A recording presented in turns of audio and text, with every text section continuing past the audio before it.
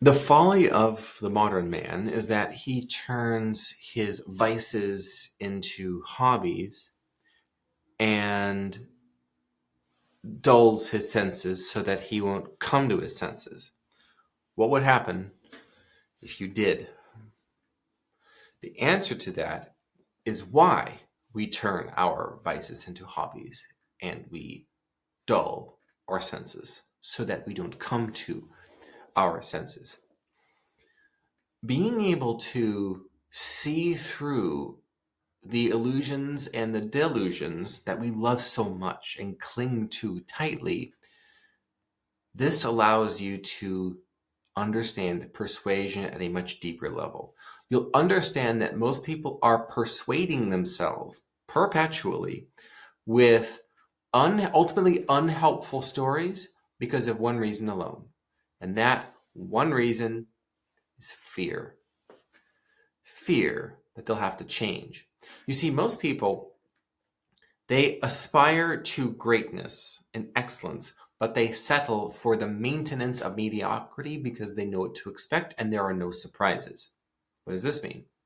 This means that when you imagine a person's routine, getting up at pretty much the same time every day, going to bed same time every day, having a certain number of recreational activities like going out for drinks or doing trivia at the brew pub, maybe golfing or tennis or pickleball a number of times a week, going to the sauna, possibly spending time with their spouse or their significant other or their parents or siblings, or of course their children, getting their children off to school, making sure they're healthy enough and being well educated enough, and maybe there's religious activities, but it's all pretty much the same experience year after month after week after day.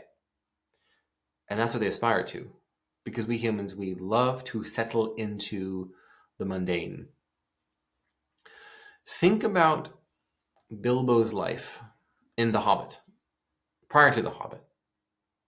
The bountiful blessings of food, both those harvested and hunted, that he had there at Bag End, before any of the dwarves showed up, before, of course, Gandalf the Grey showed up with the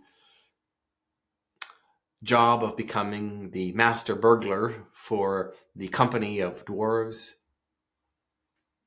finding the treasure taken by the great dragon long ago beneath the lonely mountain. Think about it from Bilbo's perspective. Everything was good, okay enough, predictable, and he was a homebody. Same people, same relationships, same melodrama, same shenanigans he had to deal with. This is what most people most people aspire to. I want you to understand this.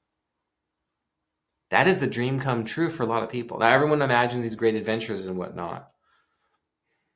Most people don't want to go on an adventure. They want to have the idea of one day being able to go on an adventure. That, by the way, is the insight of the classic novel, The Alchemist, which is the great lesson and terrible insight, in fact.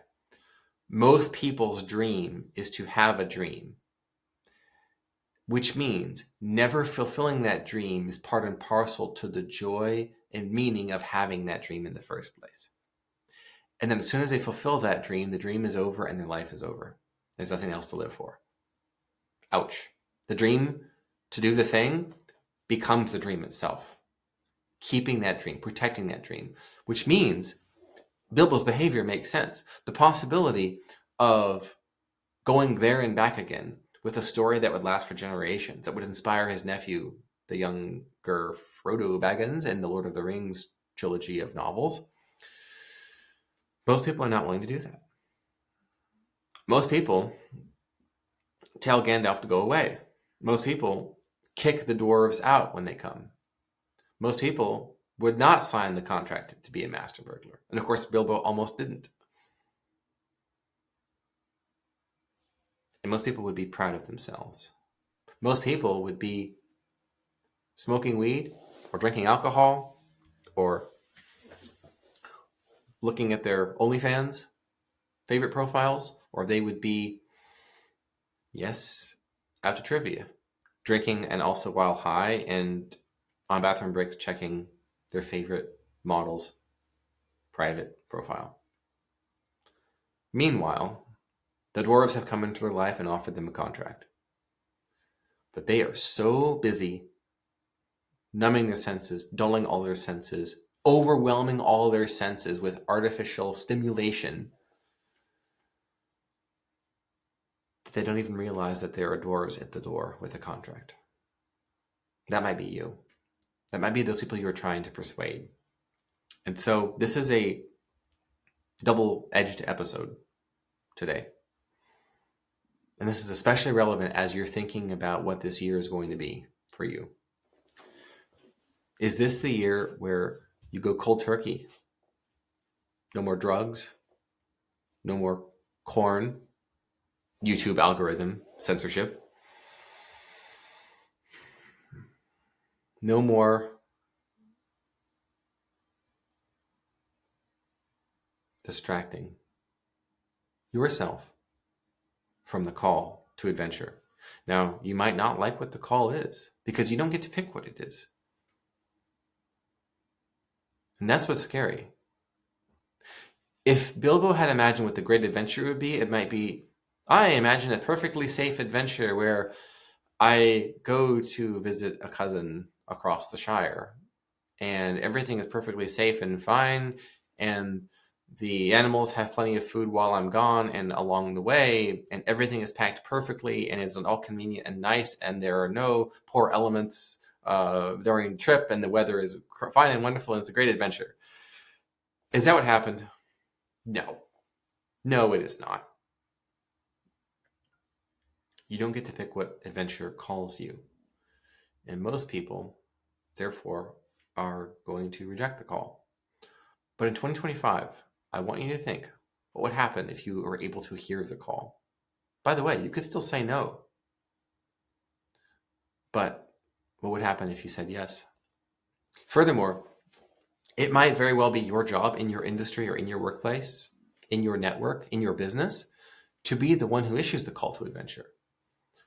Working with you directly, hiring you, paying you, contracting with you. What if that was the call to adventure that your market needs? And it's scary and it is risky. And what if you framed it that way for them? What if you helped them understand the adventure that awaited them and the opportunity cost of saying no, rejecting it? And what if you talked about that in your marketing, in your sales, not in a sleazy, spammy, scammy, slammy way, but as